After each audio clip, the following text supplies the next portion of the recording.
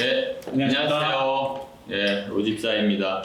요즘에 하루인베스트와 또 그 델리오 때문에 가상자산 예치를 통해서 뭐 수익을 얻는 서비스가 지금 문제가 많이 되고 있는데요. 오늘은 이제 하루 델리오 건은 잠시 내려놓고 그 외에 다른 건들은 그러면 다 괜찮은지, 그리고 업비트나 빗썸에서 하는 스테이킹 서비스는 별 문제가 없는지 그런 거에 대해서 전반적으로 또 살펴보겠습니다. 예, 지금 그 하루 델리오의 피해를 보신 분들이 그 하루 델리오만 넣으셨으면 참 그나마 나으실 텐데 여러 군데로 또 이렇게 분산을 하신 것으로 좀 이렇게 보이거든요.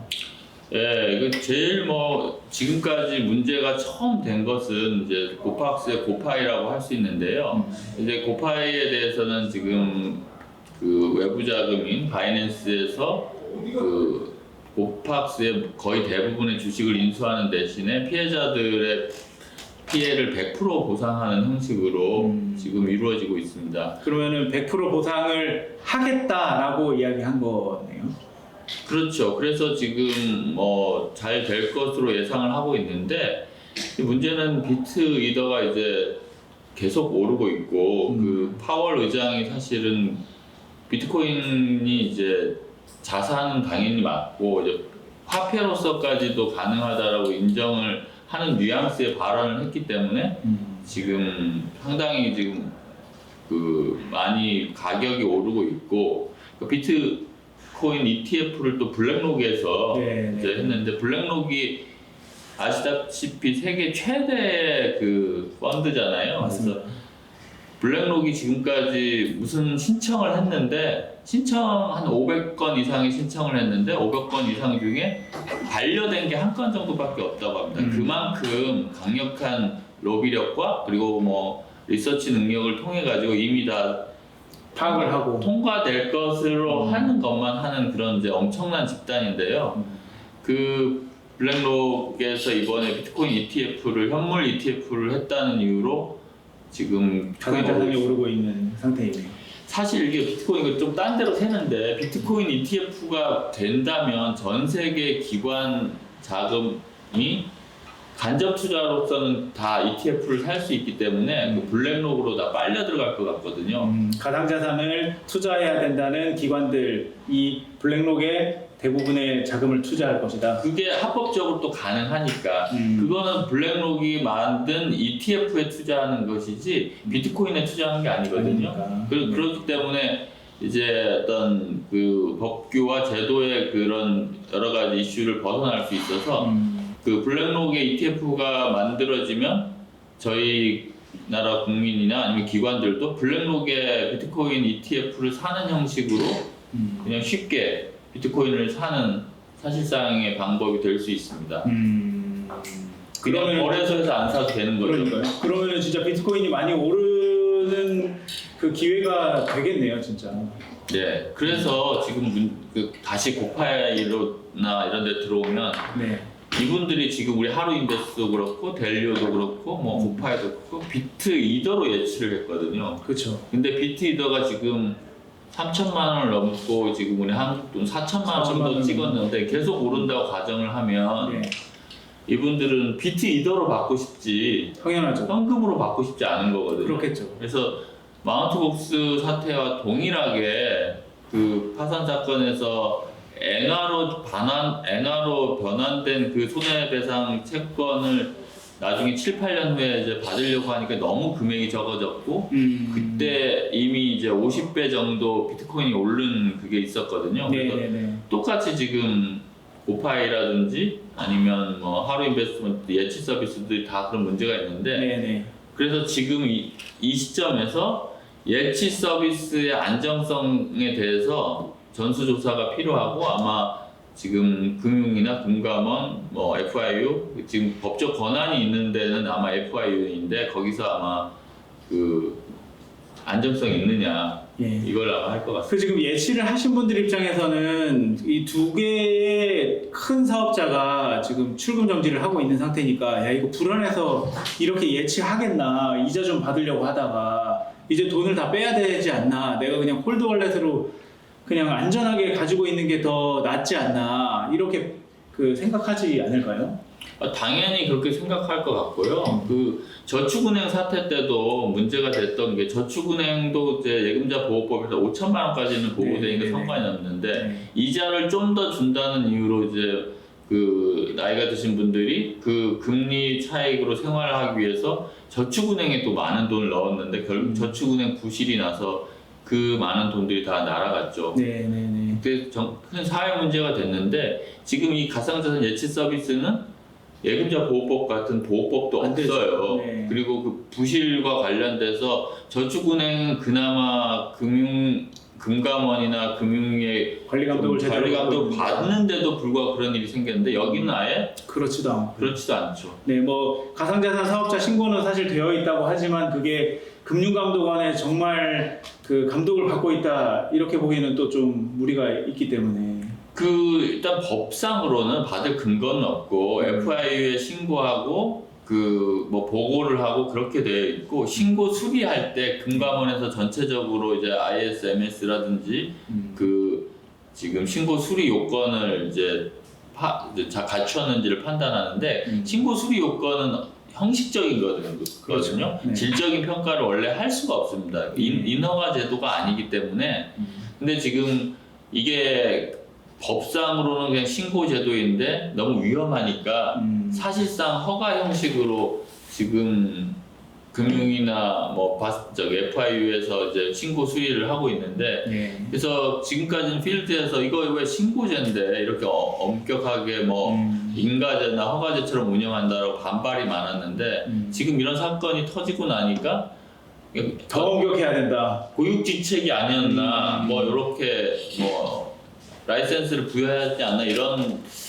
얘기까지 나오고 있습니다. 그런데 과연 이제 그 혁신을 또 저해할 수 있어서 지금 뭐 유럽이나 아니면 미국에서도 좀 고민을 하고 있는 것 같고요. 그럼 변호사님 지금 그 예치하신 분들은 어떻게 앞으로 그 액션을 취해야 되나요?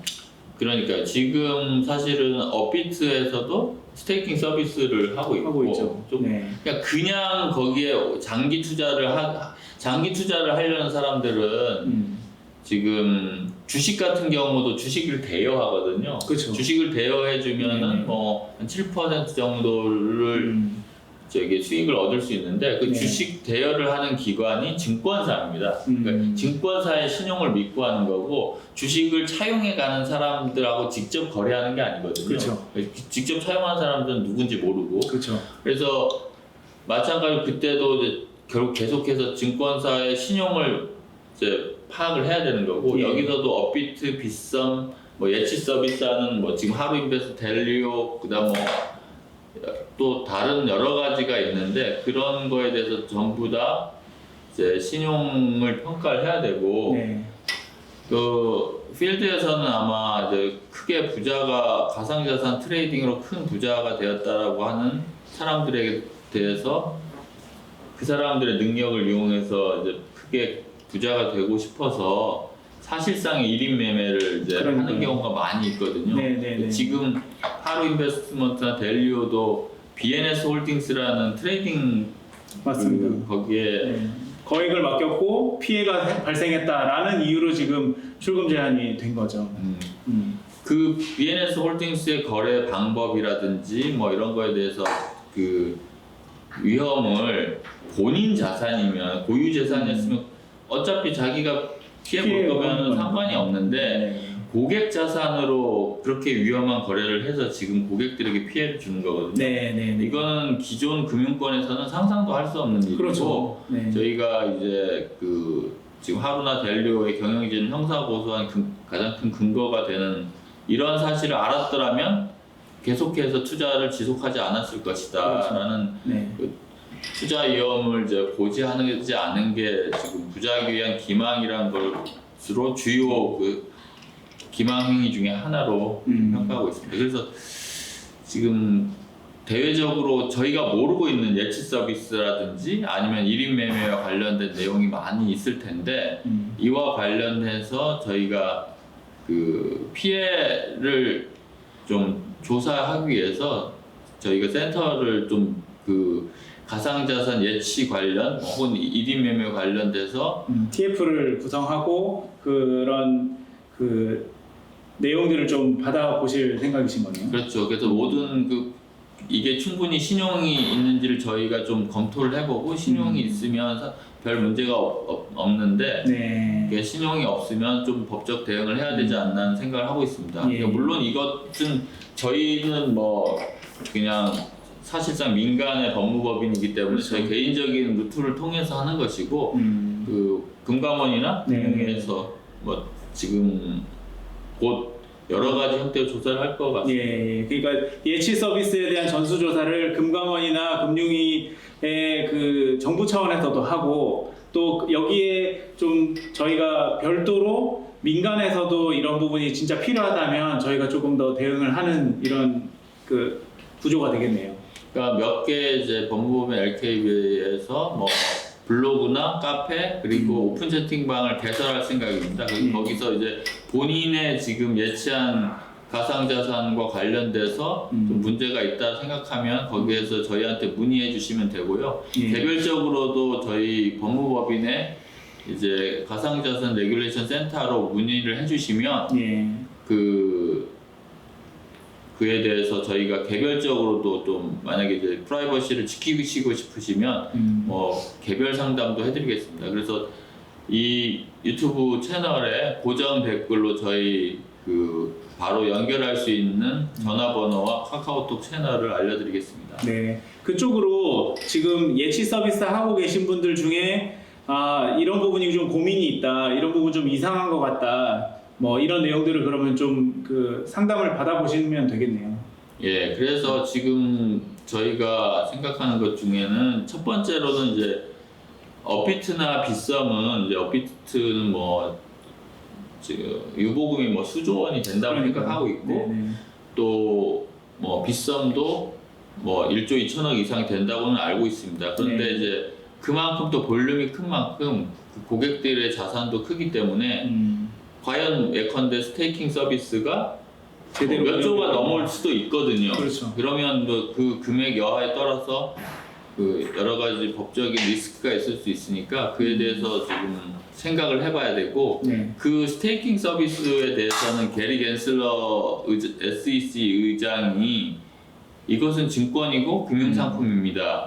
그 본인의 가상자산에 대한 처분권을 완전히 거래소나 아니면 제3자에게 맡기는데 그 거래소나 제3자는 SEC나 다른 CFTC 같은 공적 기관의 관리 감독을 전혀 받지 않습니다라고 말을 하면서 그 크라켄이나 아니면 뭐 코인베이스의 그 스테이킹 서비스 하는 거는 증권법에 위반된다고 해서 증권 그 거래할 수 없도록 했죠. 그때는 그게 너무한 거 아니야? 막 이렇게 얘기를 했는데 지금 보니까 그거에 대한 피해가 생길 가능성이 엄청 높았던 거를 SEC도 어느 정도 그 검토했던 거네요. 그러니까 믿을 수가 없는 겁니다. 스테이킹 서비스를 해가지고 그 가상자산의 관리 처분권을 전부 거래소나 이런 데 맡겼는데 그거 가지고 거래소도 돈을 벌어야 되니까 그렇죠. 그 다른 또 수익을 또 내가지고 또 부실이 되는 거를 그렇죠. 알 수가 없거든요. 사실 그 고리, 그러니까 생각보다 고리 뭐 10%에서 20% 이렇게 이자를 주기 위해서는 뭐 아주 안전한 그 투자를 꼭 해가지고 그 이자가 나온다는 게 좀 쉽지 않으니까. 그렇죠. 가만히 있는 데서 비트코인이 가만히 있는데 비트코인이 늘어나거나 네. 아니면 뭐 연 10% 정도 이자가 발생한다는 건 있을 수 없죠. 그래서 이제 비트코인을 이용해서 이제 달러로도 바꿀 수 있으니까 비트코인을 이용해서 직접 여러 가지 좀 더 막 상승하는 NFT나 코인 프로젝트에 투자를 하든가 네. 아니면 다른 그 투자를 한 중간 단계에 또 출자를 하든가 여러 가지 다양한 방법으로 운용 수익을 내야 되는데 그 운용 수익이 어떤 식으로 이루어지는지에 대해서 SEC에 보고하는 것도 없고 위험한 이게 운용한 자가 누구인지도 알지 못하고 그러니까요. 네. 그렇게 해서 이제 SEC에서는 스테이킹 서비스도 크라켄이 내리도록 했는데 지금 하루인베스트먼트나 델리오 뭐 이런 데도 지금 마찬가지로 앞으로 그러면 그 예치 서비스가 사실 금융 상품이라 하면은 이렇게 거래소나 가상자산 사업자가 취급하지 못할 가능성도 매우 높다고 볼 수 있겠네요.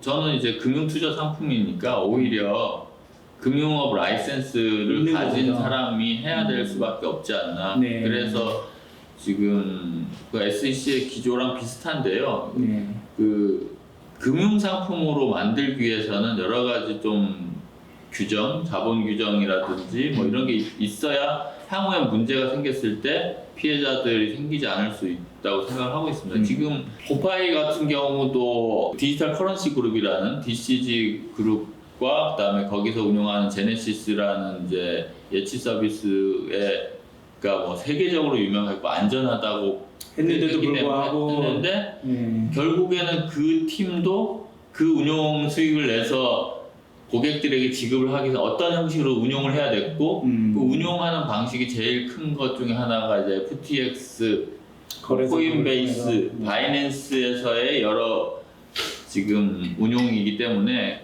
그 FTX가 그렇게 네. 사실은 문제가 상당하게 문을 닫게 되면서 엄청난 손실을 피할 수는 없었던 거네요. 사실 아무도 몰랐죠. 그 FTX가 그렇게 될 줄은. 예.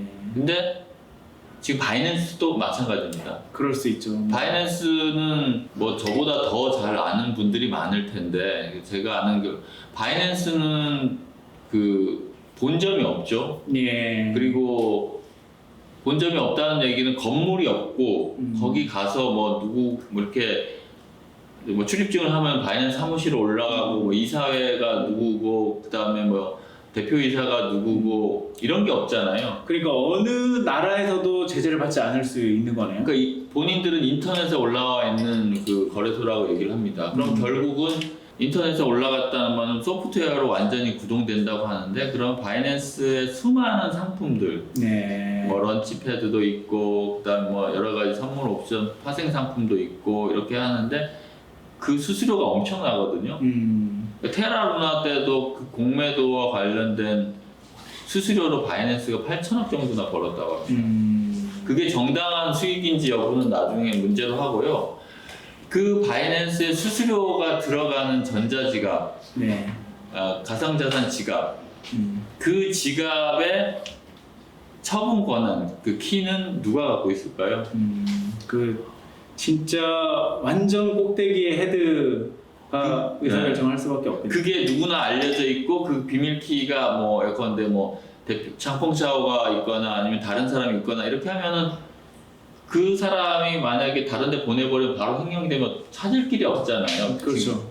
그래서 한 명이 갖고 있는 아마 추측컨대 장펑샤오가 갖고 있을 거라고 추측하는데 디센트럴라이즈를 추구하는 이제 이 블록체인 업계에 가장 큰 거래소가 아이러니컬하게 완전하게 센트럴라이즈드 돼 있는 거네요. 그렇죠. 그렇기 때문에 금융위에서 보건데 바이낸스가 한국에서 영업하면 얘네들 어떤 식으로 관리 감독할 수 있지? 관리 감독을 안 받겠다고 하는 애들이니까. 장펑샤오가 그렇게 수수료 그거 뭐 어떻게 그 지배권을 바꾸려고 하는데 바꿀 수도 없고 개발자들의 돈이나 이런 것들은 수수료에서 나오는데 그 수수료를 지급하려면 결국 장펑샤오가 키를 쳐서 해당 그 보내줘야 되는 거네요. 밑에 서버에 있는 사람들께 보내줘야 되는 겁니다. 그러니까 그만큼 뭐 세상 어느 조직도 이 정도로 중앙화되진 않았겠죠. 그래서 그 중앙화는 항상 책임이 따르는 법입니다. 네. 그래서 그 FTX와 같은 사태가 혹여나 바이낸스에도 그런 위험이 발생할 수도 있다. 완전히 중앙화되어 있기 때문에. 네, 그래서 지금 예치 서비스에 대해서 말을 하다가 뭐 여러 가지가 나왔는데요. 그 지금 여기 지금 오늘 지금까지 한 얘기는 이제 다음 이제 곧 이제 업로드될 고파이와 아니면 다른 이제 뭐 거래소들 뭐 한빛코 뭐 지닥 이런 데들도 예치 서비스가 프로빗 있는데 그거에 대한 예치 서비스에 대한 얘기를 하기 위해서 일단 좀 인트로로 얘기를 했고 이 편이 끝나자마자 바로 고파이와 프로비트 등에 대한 예치 서비스에 대한 이야기를 바로 해보도록 하겠습니다. 네, 알겠습니다. 오늘 여기까지 또 감사합니다. 설명해 주셔서 감사합니다.